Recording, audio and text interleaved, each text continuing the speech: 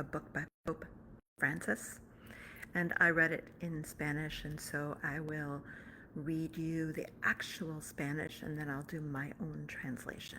I want to first mention that I have read other books by Pope Francis, and I have always really liked Pope Francis. He's definitely my favorite pope.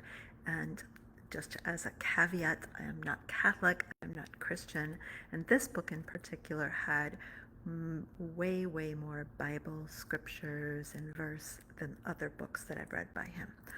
But what I liked about this book is I found that the fundamental values that he teaches and preaches across all religions.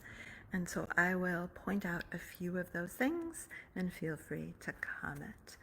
The first one that I want to talk about is one of his areas that he talks about is called El Valor del Llanto.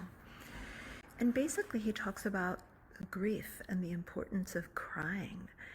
And I think in some of our societies, especially men, are taught not to cry. And so I think it's really important that for us to be human and for us to be the best humans we can be, we have to be able to cry. Tears are lacking. Ciertas realidades de la vida solo se ven con los ojos que han lavado las lágrimas. This is a beautiful way that he expresses it. And he says, some realities in life you can only see through eyes that have been wet by the tears. And what do you cry for? And so I think that is a good question for all of us to ask. I'm going to open it at random. Oh, this is beautiful. La naturaleza está llena de palabras de amor. And he says, human nature, naturaleza is also, it can be mother nature or what's natural, is full of words of love. And he says, ¿cómo podemos escucharlas en medio del ruido constante, de la distracción permanente y ansiosa, o del culto de la apariencia? And so he says, how can we listen to those positive words of love amidst all the constant noise?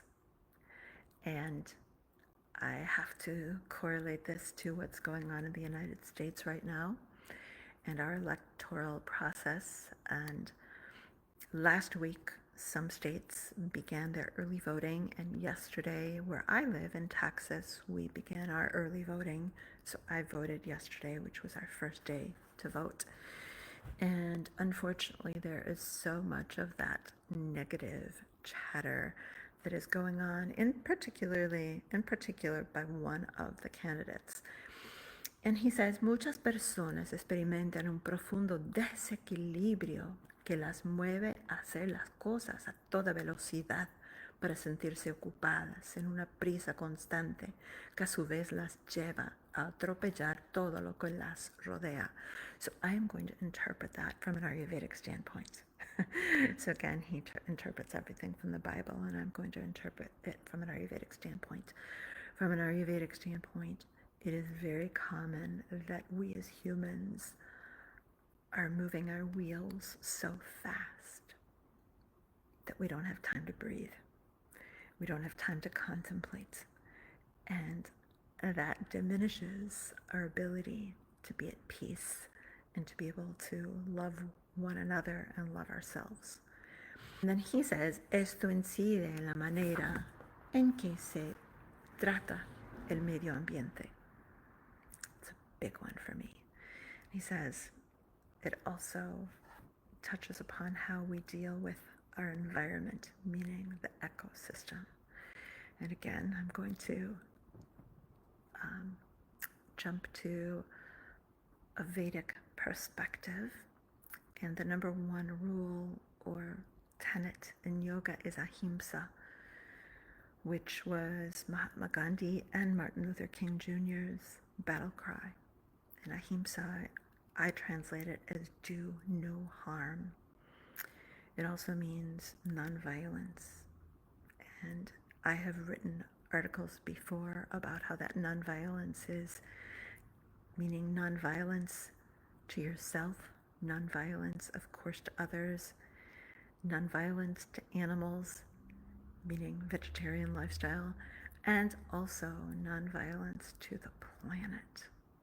I'm going to go on with what Pope Francis says. Una ecología integral exige que dediquemos un poco de tiempo a recuperar la serena armonía con la creación, a reflexionar sobre nuestro estilo de vida y nuestros ideales, a contemplar al Creador que vive entre nosotros y en lo que nos rodea y cuya presencia no debe ser fabricada, sino descubierta y develada. So he talks also about how that love for the environment should be the love for the Creator, and how we need to find the Creator within, because the Creator is within each of us and it surrounds us, and we can't fabricate it or make it up or invent it. We need to discover and unveil it. Estamos hablando de una actitud del corazón que vive todo con sosegada atención, que sabe estar plenamente presente ante el otro sin pensar en lo que viene después, que se entrega en cada momento como un don divino que debe vivirse en plenitud. Jesús nos enseñaba esta actitud cuando nos invitaba a contemplar los lirios del campo y los pájaros del cielo. And I'm going to stop there because I love that. So he talks about how we have to live from the heart, which is also what Vedic teachings, Veda means teachings, what it tells us, that we need to be more heart-centered, and that we have to have more attention to everything surrounding us and within us. And then he says, Jesus taught that we should have an attitude that invites contemplation, to be able to appreciate the flowers that we see, to be able to appreciate the birds in the sky. And that, to me, is all about mindfulness. And so that's why I say I like Pope Francis for many reasons. But what I get out of this book, again, being a non-Catholic and a non-Christian, are the universalities of belief systems. Another person in history that I really like is St. Francis of Assisi, and I listed the book. I read it in Italian, so it was called the Francesco d'Assisi, and by Hermann Hesse, and I listed that as one of my top 10 yoga-related books of the year. And to me, Saint Francis was so much a yogi, and I know that Pope Francis named himself after San Francisco d'Assisi. And again, these things to me are fundamental values of life regardless of your religion. I am Deborah Charnes of the Namaste Council, and I wrote a self-help and spirituality related book, From the Boxing Ring to the Ashram.